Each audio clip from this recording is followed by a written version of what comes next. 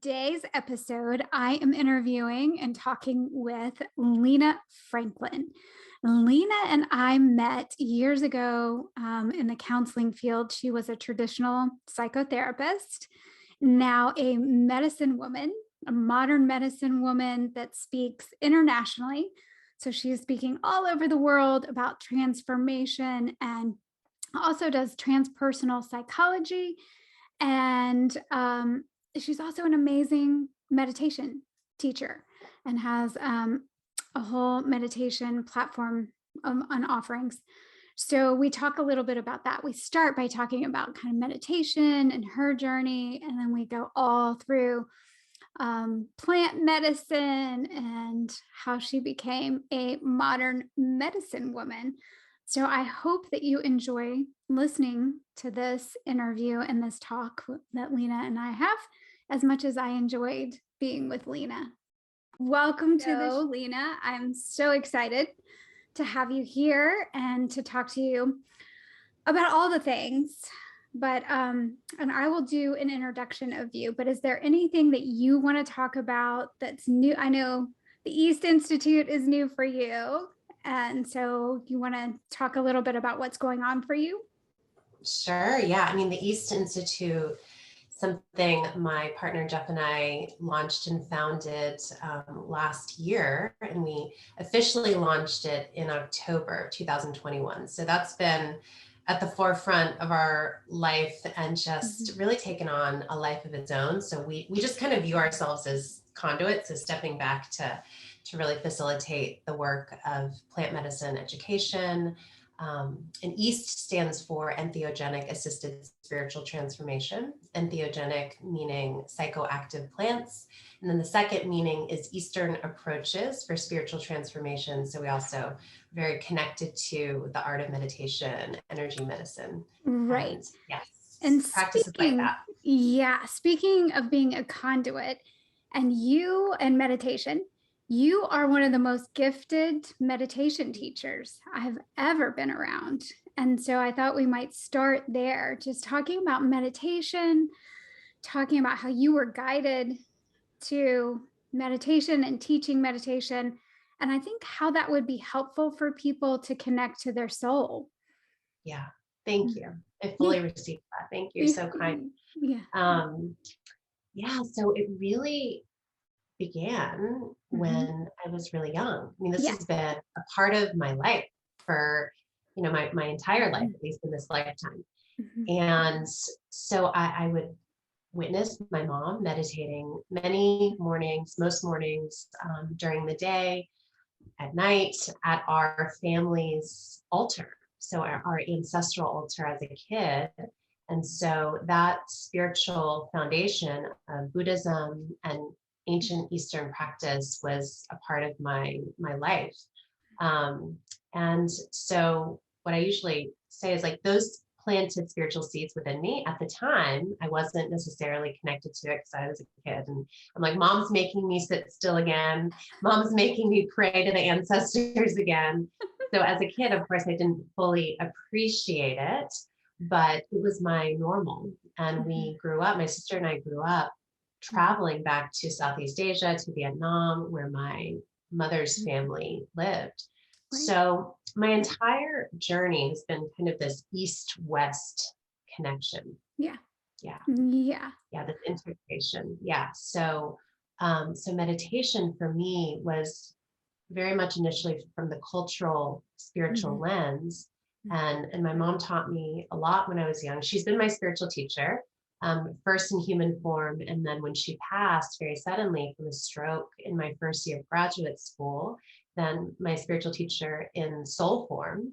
But really it was through the access point of grief and loss and that heaviness of losing her in human form that guided me back to the meditations that she originally taught me. Right. And were you always kind of just gifted in the meditation teaching? Because you are like a conduit. It just comes right through you. You're very authentic with your guided meditations. Or did you feel like that was you just part of your practice? Yeah, I feel like, because my students always ask, do you have a script for that? Or Right. what did you Right. say there again? And sometimes I don't even know because I'm just channeling. Right. So I will say it's one of my innate gifts. And I'm very grateful for that piece of Mhm. my purpose, my dharma, because it's been very humbling to work with so many people in that capacity. But yeah, I've definitely trained and studied in meditation, but in terms of the teaching itself, it just does flow through. Yeah, and it's beautiful. Thank you. So in terms of how meditation could help other people connect, Yeah. or even if you want to start by talking about what is the soul? What do you think of the soul? How do we align with the soul? And where does meditation fit in with that? Yeah. So Mhm. we're all made of energy. This Yep. is physics. Yep. Yes. And and so our Mhm. soul is conscious energy Mhm. that has an intelligence Yes. that is the core of who we are at our essence. Correct. And Yeah. so, yeah, because energy can't be created or destroyed, of course, our soul takes different forms and different lifetimes and even Mhm. different incarnations. Mhm. So, the way that meditation connects us more deeply with our soul is that through what the Buddhists would call emptiness, or we can call it the void or spaciousness Mhm. of getting still and silent, we can actually tune into that divine intelligence that exists within us. And the way that we do that most effectively is to quiet the mind because we have so many thoughts, and the ordinary human mind has about 60 to 80,000 thoughts a day. And Mhm. so in order to have the space to receive the wisdom of our soul, we need to cultivate a dedicated practice of stillness and silence. In meditation is, a natural way to do that. Mhm. Yes, Yeah. I agree with all of those things. And I think Yeah. so you've got classes and offerings, meditation. Um, Tell me what you're doing now and how people could connect with you to learn more about meditation or to hear some of your guided meditations. Yeah. So one of the things I was thinking about a couple of years ago is how can I offer these Mhm. meditations in a global way to reach as many people as possible? Right. And that's when my team and I created the meditation membership, which Mhm. is essentially a platform Right. where you have this beautiful library of meditations, all different Mhm. categories depending on what you need that day, Mhm. whether it is more awakening, grounding, anxiety relief, Mhm. and you can choose the meditations to really deepen your own practice, and they're anywhere from 8 to 10 minutes to 20 to 25 minutes, so there's a nice wide range there. But I would say that's my primary offering when it comes to easily accessible meditations. But Right. yeah, I offer live teachings, quarterly live master classes, where I do mini workshops on meditation and Mhm. meditative energetic tools, and retreats and different immersions. Mhm. So there's all different access points, but the meditation membership is probably the most accessible. Yeah. Yeah, I think that's a great way for people to find you. And Yeah. I guess I'm wondering too. So the East Institute and the plant medicine, I'm super interested in talking about the plant medicine and how your life is just, I mean, if you think about it, Lena, from when we met and we were working together, I mean, several years ago, the things that Mhm. have transpired since Yeah. then for both of us, but for you, I mean, it's just been exploding in this Yeah. transformation. So, wherever you want to start about your plant medicine or this transformation that journey that you've been on for the last few years. Mm. Thank you. Mm. Yeah, I'm kind of taking this moment to retrace, because Yeah. when we first connected in more Mhm. of a counseling Yeah. capacity, right? It's Mhm. like more Right. traditional with kids, especially. So much has happened, and when we have these reconnection moments like this one, I'm just kind of in awe of the acceleration.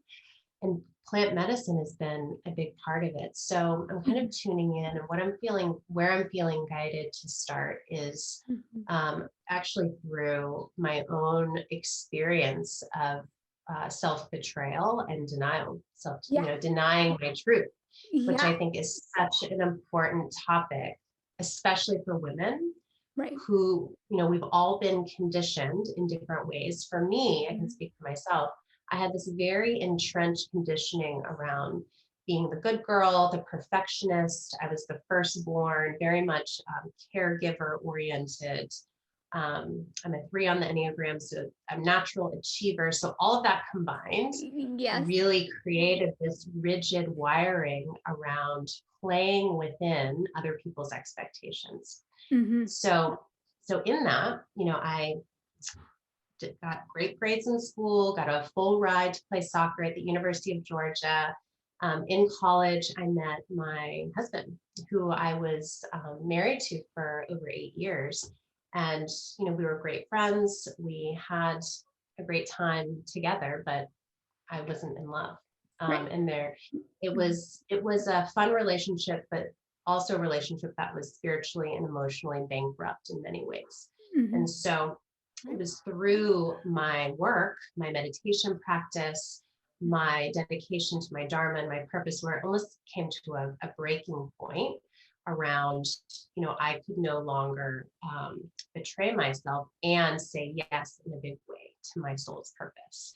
Mhm. So in comes plant medicine, because when you're in this accelerated awareness and it's like, oh shit, a lot's going to go down, a lot of change is going to happen. I was Yes. guided to Peru to Mhm. work with ayahuasca. And, it was very indicative of my chapter in life at that time. Ayahuasca is a very, it's a beautiful medicine, but she has a lot of yang energy, the spirit of Mother Ayahuasca. And it comes from, a vine in Peru, originally in Peru. And so it's very shamanic and indigenous Mhm. Peruvian in nature. There's a lot of intensity that comes with working with the consciousness of ayahuasca.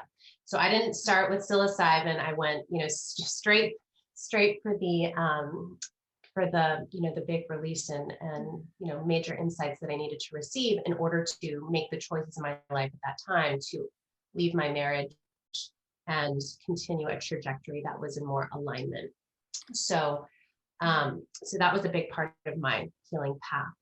Around the same time of the disintegration of my marriage, you know, plant medicine entering my orbit, I met my current partner, Jeff, who is just an accelerant of all the transformation.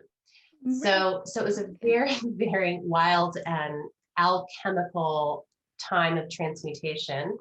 And through my Mhm. connection with Jeff and our work together, um, he had been working with different plant medicines for many decades. Mhm. And so he introduced me to psilocybin, so magic mushrooms.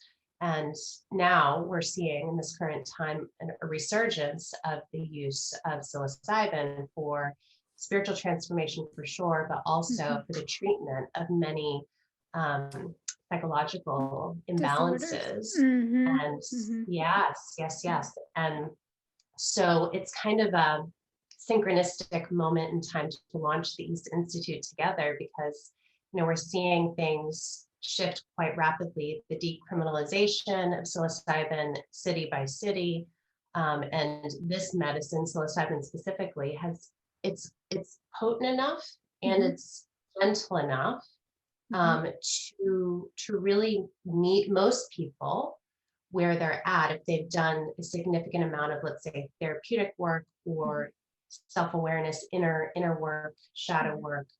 Um, and that's the main medicine that we teach about and Mhm. use with the East Institute.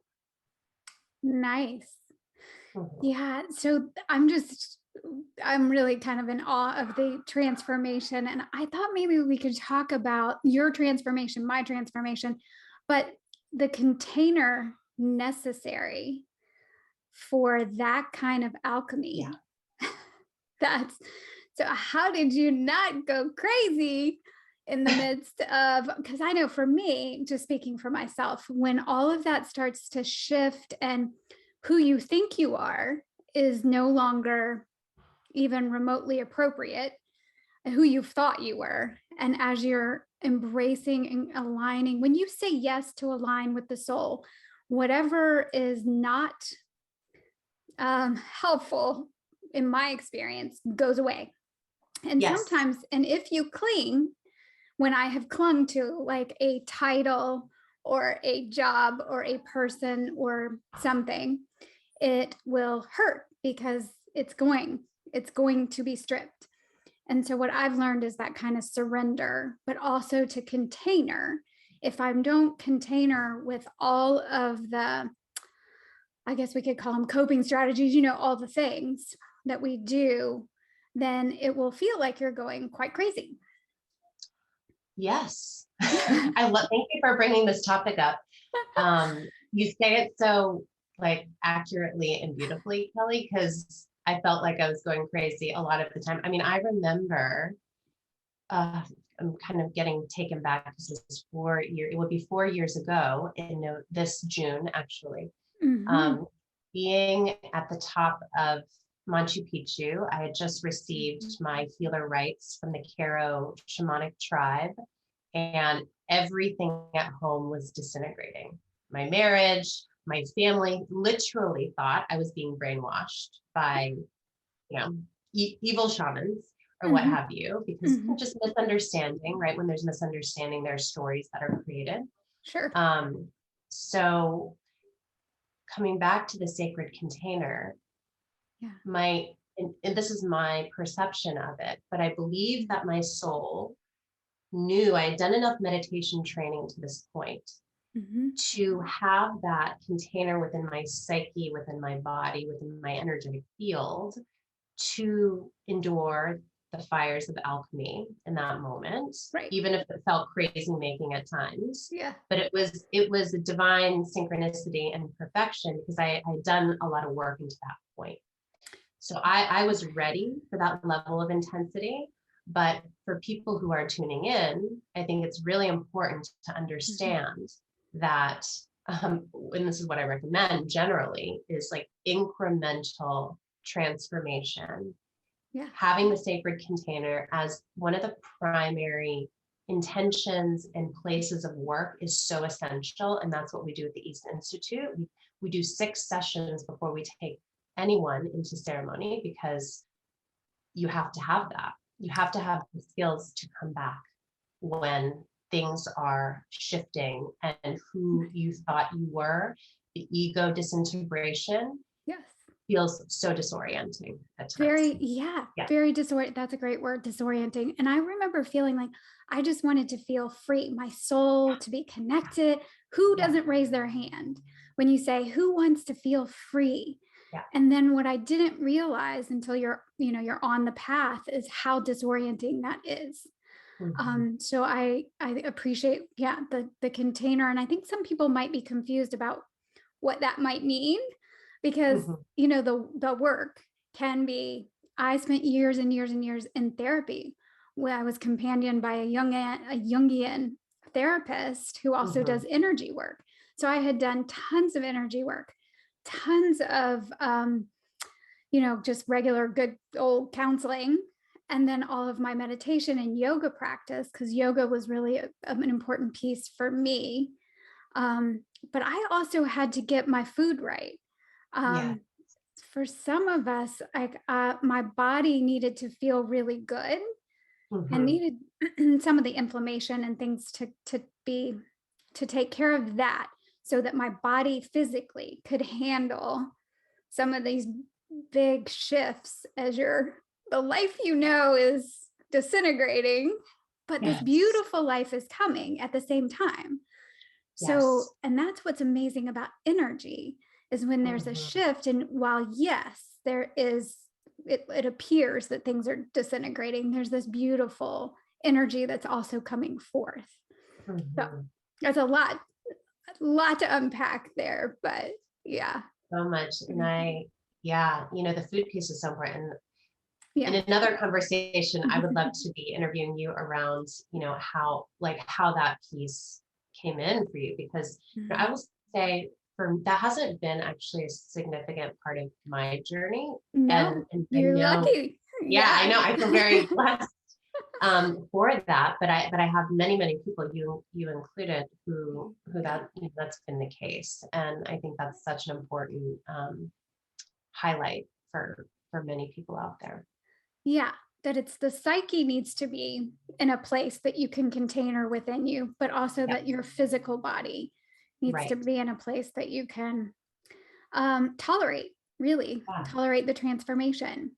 that's right. That's Yeah. right. And Mhm. so, Yeah. going back to the soul, Yeah. I do feel like we're really in this time, and we're talking about, our particular journeys, but we're in this time where we are collectively elevating consciousness and our vibration. And Right. with that, denser energies are going to get pushed out, Yes. rigid, fear-based egoic energies. And we need to nurture our three-dimensional bodies in order to sustain the change. And yeah. Yeah. And I'm still working with that, because I think earthing, I'm really into earthing right now, walking barefoot in Yeah. nature and the circadian rhythm, just trying to Mhm. get back to a place where that I'm in sync with the circadian rhythm, that natural rhythm.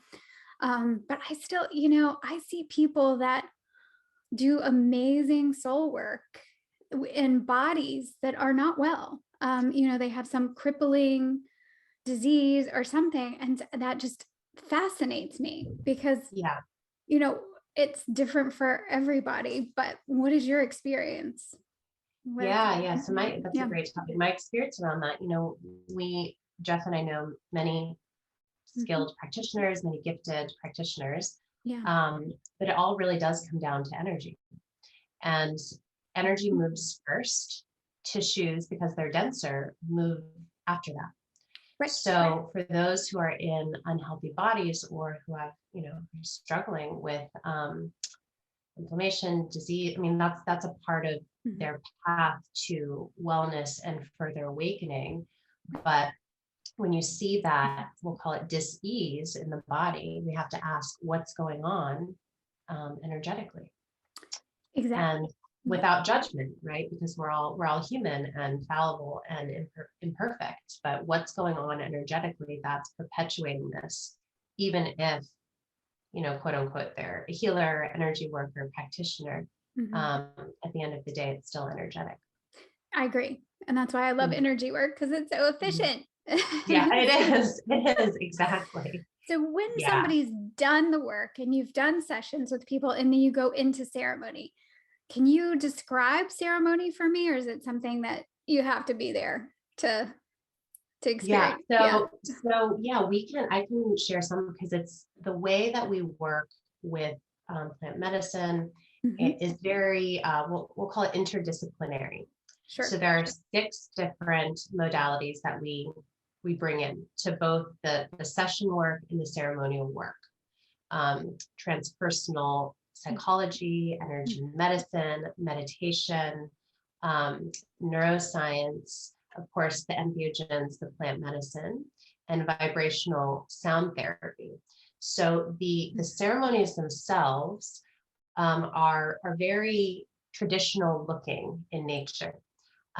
We use our instruments, our drums, our rattles, very shamanic instruments to move energy, Mhm. to help with the ancestral healing, because obviously the ancestors Mhm. love to show up. Yeah. And Yeah. so we work with the soul. We create a soundtrack, so there's music that's curated along with our instruments, and each song has a different intention. So some songs are more like, okay, we're working with the ego right now. Other songs maybe like, okay, we're going deep into the soul to do soul work. Mhm. Other songs, it's ancestral healing. So yeah, it's very kind of beautiful, traditional looking ceremony, but there's a lot of kind of different layers to it. So in a nutshell, that's what it looks like. It's very different than the clinical psilocybin assisted psychotherapy that we see, although we really support that approach because we feel at least that even if it's synthetic psilocybin, it can still be very helpful and therapeutic for people. But we fully believe in the natural form of the mushroom because it embodies the spirit of the mushroom straight from the earth. Right. And so, yeah, so that's our particular approach. Yeah, I sort of feel like, well, I was just taken back. So I have to do, all of a sudden I remembered I did this shaman experience where I was drumming out in the middle of nowhere on some mountain in Utah, going, what am I doing here? I was so young. Yeah, all the experiences, but I love drumming. I love the ceremony. I love all of the rituals. And to me, I'm like, oh, it sounds like a perfect earthing experience. Like you're just coming Yes. back to your soul, back to Yeah.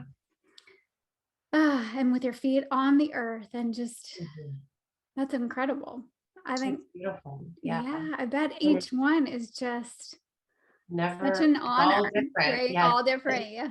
all different. And it's the greatest honor. You know, Jeff and I talk all the time about like, this feels like, because when you step into that space, and this is, and I could go on and on about like the different nuanced ways that people facilitate, but we're active facilitators. Right.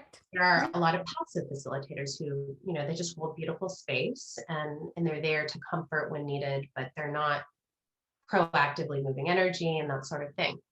But as conduits of the medicine, really the medicine is what, the consciousness of the medicine is what created East. And that literally came through us. So we call it our spirit child, the East Institute, because it's what it was meant to flow through.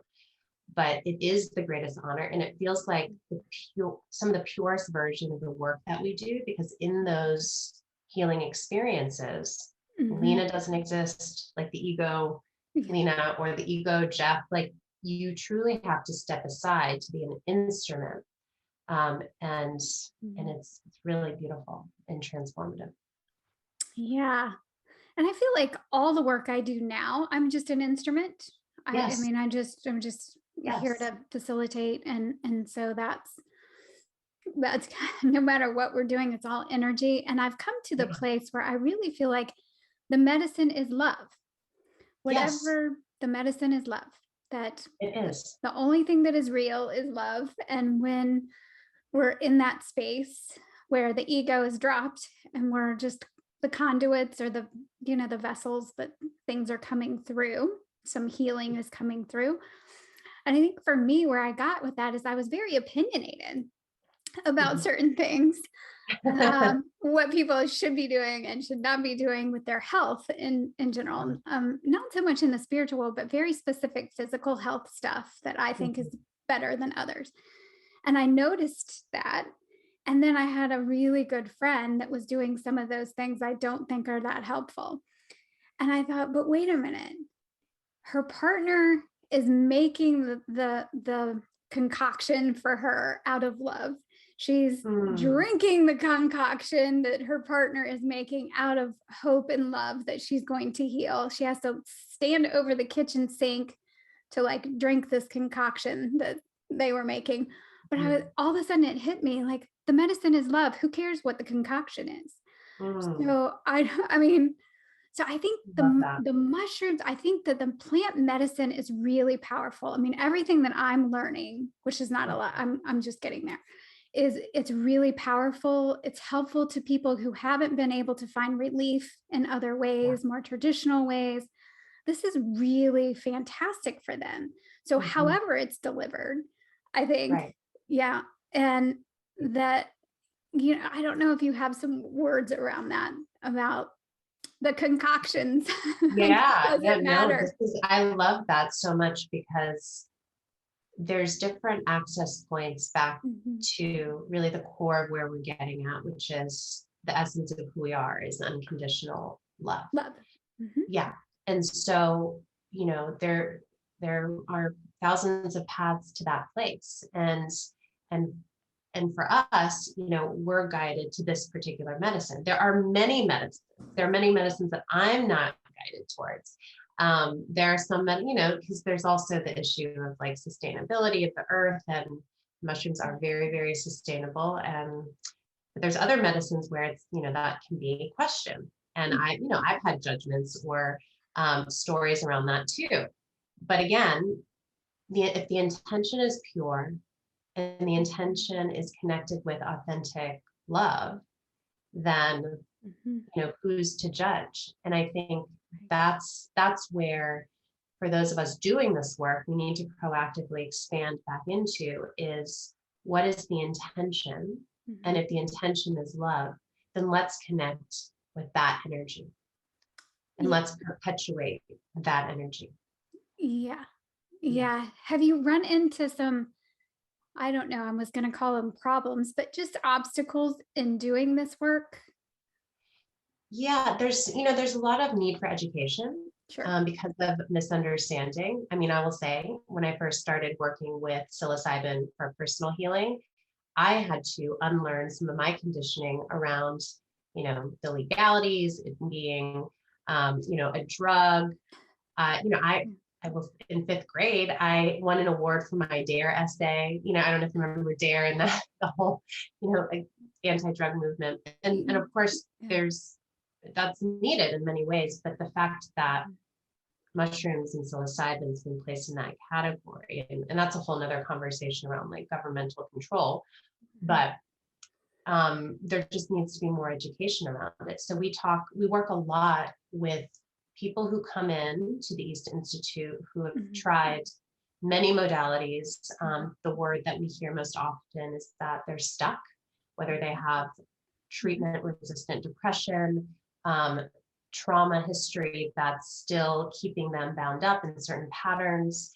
So, it's about moving past any kind of resistances that they may be carrying around, receiving the medicine.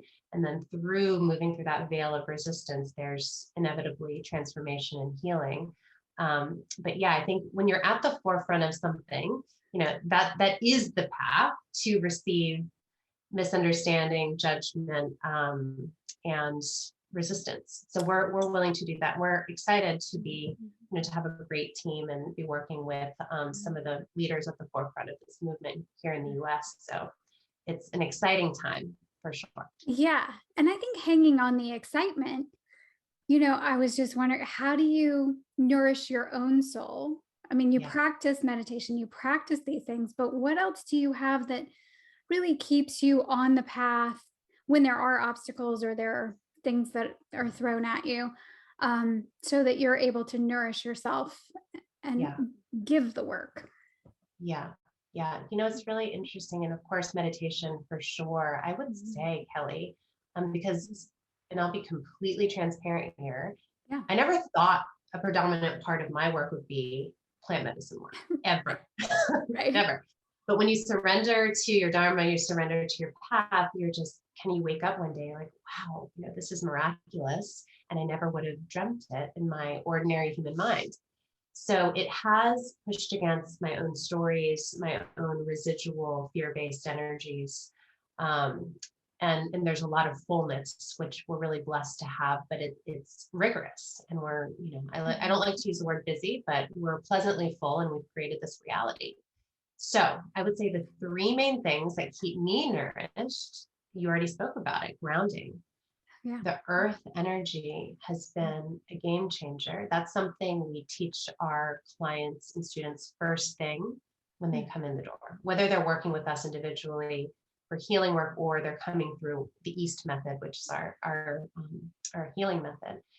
And that's a non-negotiable for me multiple times a day. So that sleep, just like back to the basics. For me, I'm like an 8 to 9 hour person. If I get less than 8, I can feel it in my body. So sleep and interestingly, through this work, I have become more sensitive and more attuned to how certain foods feel in my body. So it's kind of like this circle back to, okay, now I know, more specifically what works best for me. And through this work, I've completely healed my addiction to sugar as well. Yeah. So I'm noticing with more refined awareness what I was Mm. holding before, and how actually I'm in much more balance and homeostasis now through the plant medicine work. But food is actually a big part of it. Ah, okay. So we Yeah, are going to have more I know. We're conversation coming back to it. Yeah, because it's my favorite thing. So, yeah, yeah. yeah, I love that. And I love watching you put your journey out there in the public. Um, but I imagine that can be daunting watching you put it all out there so authentically. I mean, it's inspiring, but I also am like, God, how are you that brave that Mm, you're just very openly telling people when there's struggle or how you're getting through things, but also it's just beautiful to watch. mm, But also, you live a very vibrantly, I mean, you're just a beautiful life that people might envy. Like, how can she just be this spiritual person and yet be in these most beautiful places? Yeah. thank you. Yeah, it feels like a blessing, and in terms of like, Yeah. it's almost like my soul's contract. Like Yes. I feel, I think you'll understand what I'm about to say. It's like I have no choice. I know I have choice, but I feel like that's in order to live out the fullest expression of my soul's divine destiny. That's what I need to do. That's part of what I need to do, is be very open and Right. authentic about my own journey.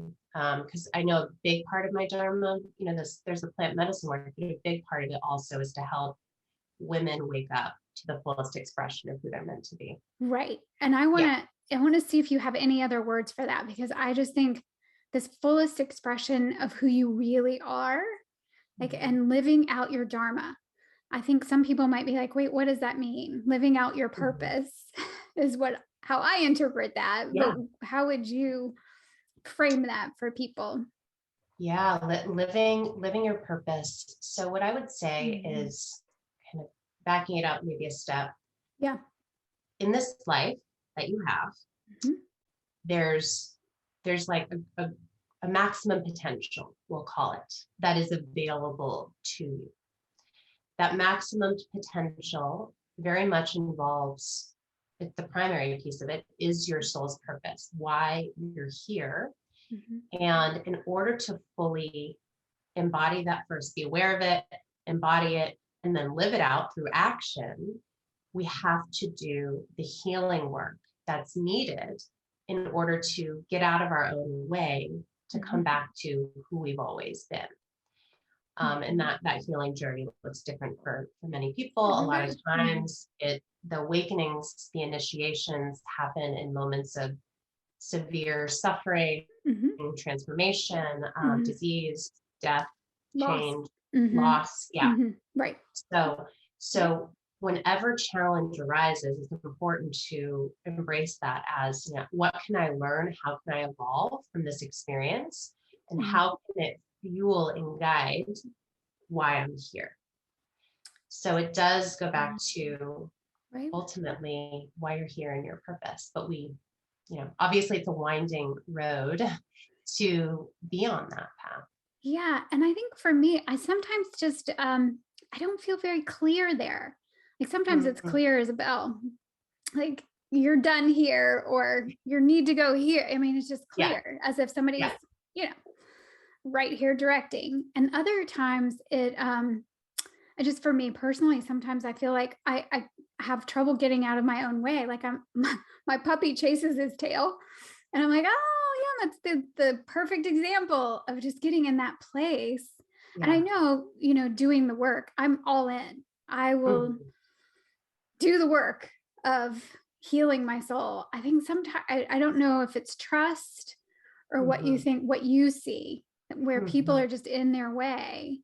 And is there a way to quit chasing your tail and Yeah. just fully embrace, like, this is your dharma? This is who, at the essence of your being, this is who you are. And you can't not live this out. Yeah. No, that's I mean, we all go through that, especially, I think, Mhm. especially for those who are doing the work intentionally. It's like, how do Mhm. we get out of our own way? Yeah. So one of the things that it's part of our process with people in the East Method is fear Mhm. discovery. Where are you? Where Mhm. are the entrenched fears? What are the primary, maybe the three primary fears that you carry? For me, it was always um, worthiness, not being enough, which is why the perfectionistic, self was just ran rampant. Um, Mhm. and so Mhm. we have to have this claim the space rather and have the courage to go into those darker aspects. So, that's just one tool of many, but that's a good place to start around, where am I still in my own way? Because the Mhm. wisdom Mhm. and the power comes from the heart energy. And the purpose of the mind is to serve the visions of the heart. However, we've been Mhm. programmed and conditioned to privilege intellect and mentality and then lead with that, with our thoughts, trying to figure things out versus feeling our way into our future through Right. the energy of the intuitive, wise heart. Mhm. For sure. Like when Yeah. you say it, it all comes back. I'm like, of course. Like, Yes, yeah. But I love the way you said that really the mind's job is to live out what the heart is feeling. that's right. So every morning, and this is, a great practice, super simple, Yeah. quick. I put my left hand, or Mhm. actually my index finger, middle finger on my Uh-huh. heart. Yeah. Uh-huh. And then middle finger, index finger on my third eye every Mhm. morning. And I say to myself, um, may my mind serve the visions of my heart. May my mind serve the Mhm. visions of my heart. May my mind Nice. serve the visions of my heart. And I just, make that a part of my meditation ritual. And of course, I get tripped up every day still. Yeah. but it's like, how quickly can we bounce back to the Right. truth that our heart is the master? Right. The heart is the master. Yeah. Yeah. Yeah. Yeah. And I think in our heart, if we pay attention, will lead us on the path. That's right. Yeah. Yeah. It will never lead us astray. Never. Even if it guides us into a situation that feels Yucky. challenging, painful. You're like, why the hell am I here? That's how I felt at the top of Machu Picchu. It's like, what is happening? But it was my heart that guided me there. And it made no rational sense. Right. But if the mind was serving the heart, then the mind, made the plane tickets, guided me to that moment. Mhm. And the heart was the master. I love that. So I'm adding that practice because I usually do try to start with my hand on my heart in the morning, Yeah. Yeah. just for some oxytocin, if nothing Yeah. else, like Right. just Right. to, yeah. So that's I love that simple practice and just to Hmm. come back to the heart, back to the heart, back to the heart. Yeah. That's Yeah. Yeah, it's not about the leaving because we leave all day long. It's about the coming home. And we have Mm, to do that right. consistently throughout the day. Yeah. Yeah. I remember one of the meditations, it was actually Alice was leading it, but it was in a retreat with you Yeah. and Alice. And there was a meditation about coming home to the heart. And it was one of the most powerful experiences I've ever had. Of Yeah. like, there you are, Hmm. back in the heart. It was so Yeah. beautiful. So if we Yeah. can, even if we're astray, we come back to the heart, back to the heart, back to the heart. Okay. Yeah. And Yes. since the essence of us is love, that makes sense. So, Yeah.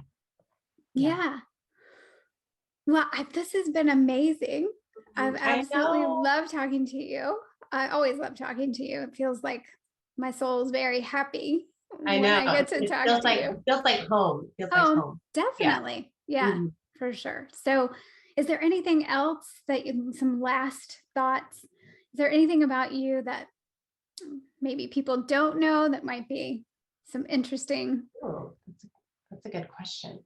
I I have mean, to you think really about are very transparent it. out there, It's but I'm just wondering if there's anything that people would miss by just mm, watching you publicly, if they yeah. I might, mean, and I get this feedback sometimes that your life is so beautiful, and it is. Like, that is a real part of my life. I am blessed and I own that, and I'm grateful that I helped to co-create that reality. I will say that I still struggle, Yeah. like I still have days where it's hard to get out of bed, or if I'm moving energy through, I'm challenged by something. I may feel really cough in the morning and just need space, or just cry it out, or, you know, it is a lifelong journey, and Yeah. Yeah. it's about, um, Yeah. really dedicating yourself to the tools in order to meet yourself where you're at, no matter where that is. And none of us are, we're still in human form. We're reincarnated because we needed to learn more lessons. So Right. even though, you know, and I think most people that are close to me know that I'm very sensitive, and I still struggle at times, but Yeah. Of I course. do have a toolbox that is, that is helpful. And so Yeah. what I want to say to people who are tuning in, Mm-hmm. because we all go through challenging moments, Mm-hmm. is that you're exactly where you're meant to be, Mm-hmm. and you cannot be anywhere else in any given moment. Mm-hmm. So you can take that information and the wisdom you have in that moment to guide your choices forward, but you are exactly divinely where you're meant to be. Yeah. Yeah. Yeah. Like everything is as it should be. Hmm. I heard that really loudly once, and as if somebody was standing next to me, that and they weren't, but just very Yeah. loudly, kind of like, oh, everything is as it should be, Hmm. which sometimes is very confusing to or hard to accept. Yeah. But there's nowhere Yeah. else that you can be so fully embracing that you are where you are at this point. Yeah. Right. Exactly. And you help to guide yourself there, which is a humbling but Humbling. Yeah. important piece of wisdom. Yeah.